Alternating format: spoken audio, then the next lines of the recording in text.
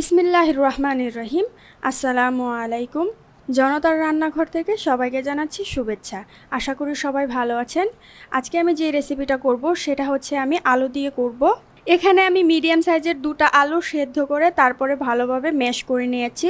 Half চা চামচ পরিমাণে দিয়ে দিচ্ছি লবণ, আধা চা চামচ পরিমাণে গোলমরিচের গুঁড়ো, আধা চা চামচ অরিগানো, আধা চা চামচ চিলি ফ্লেক্স, 2 চা চামচ পরিমাণে কর্নফ্লাওয়ার,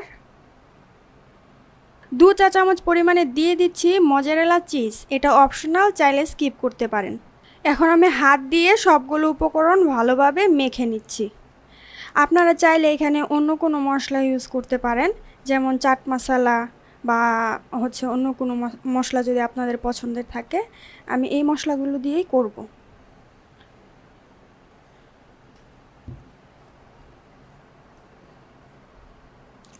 আধা চা চামচের মতো একটু তেল আমি এখানে দিয়ে দিচ্ছি, তাতে করে সফট হবে আর জিনিসটা দেখতেও সুন্দর লাগবে।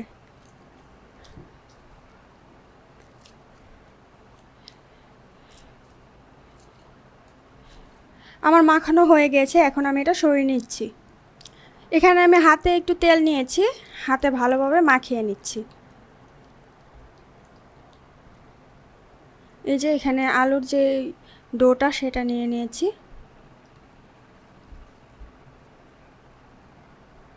এই যে এরকম স্কোয়ার শেপে করে নিয়েছি। এত বেশি মোটাও করবেন না, আবার এত বেশি পাতলাও করবেন না, মিডিয়াম।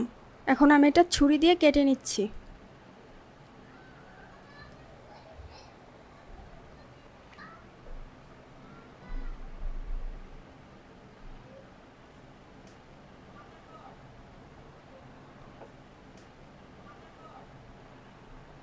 এই যে দেখেন, আপনারা চাইলে যে কোনো শেপ দিতে পারেন, আমি ট্রায়াঙ্গেল শেপ দিয়েছি। এখানে 2 চা চামচ কর্নফ্লাওয়ার আর 2 চা চামচ ময়দা নিয়েছি। 1/4 চামচ দিয়ে দিচ্ছি গোলমরিচের গুঁড়ো, সামান্য পরিমাণে একটু লবণ।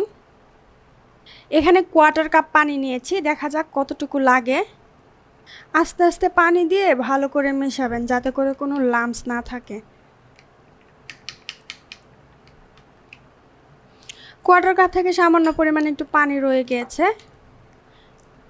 এই মিশ্রণটা এত ঘন হবে না, আবার একদম পাতলাও হবে না। এই যে এরকম হবে ঘনত্বটা।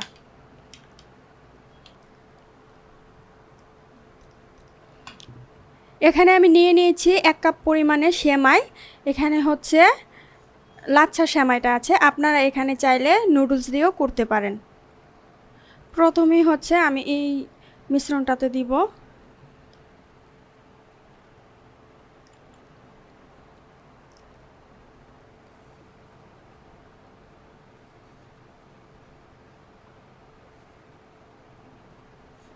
চারদিক থেকে ভালো করে কোটটা করে নেবেন। এই যে এরকম করে আমি কোট করে নিয়েছি, এবং বাকিগুলো আমি এরকম করে কোট করে নিব। এখন আমি নাস্তাগুলো 10 মিনিটের জন্য ফ্রিজে রেখে দিব। 10 মিনিট পর আমি আসলাম। চুলায় আমি পরিমাণ মতো তেল দিয়ে দিয়েছি, আর তেলটা আমি মিডিয়াম হিটে গরম করে নিয়েছি। আর চুলার আঁচটা মিডিয়াম আছে। চুলার আঁচ বেশি দিয়ে নাস্তাগুলো ভাজবেন না, যেহেতু সেমাই আছে, সেমাইগুলো পুড়ে যাবে। একটা সাইড আমি 3-4 মিনিট ভেজে নিয়েছি, এখন আমি এগুলো উল্টে দিচ্ছি। এখনও কিন্তু পুরোপুরি কালারটা আসেনি, আমি উল্টে পাল্টে এটাকে ব্রাউন কালার করে ভেজে নিব। নাস্তাগুলো আমি উল্টে পাল্টে 6-7 মিনিট ভালোভাবে ভেজে নিয়েছি, ব্রাউন কালার করে ভেজে নিয়েছি। খুবই সহজ এবং মজাদার একটা নাস্তার রেসিপি, আর ঘরে থাকা উপকরণ দিয়ে করা যায়। বাসায় অবশ্যই একবার ট্রাই করে দেখতে পারেন, ইনশাআল্লাহ আপনাদের কাছে ভালো লাগবে। আর যদি আমার এই রেসিপিটি আপনাদের ভালো লাগে, তাহলে অবশ্যই আমাদের চ্যানেলকে লাইক করুন, কমেন্ট করুন এবং সাবস্ক্রাইব করুন।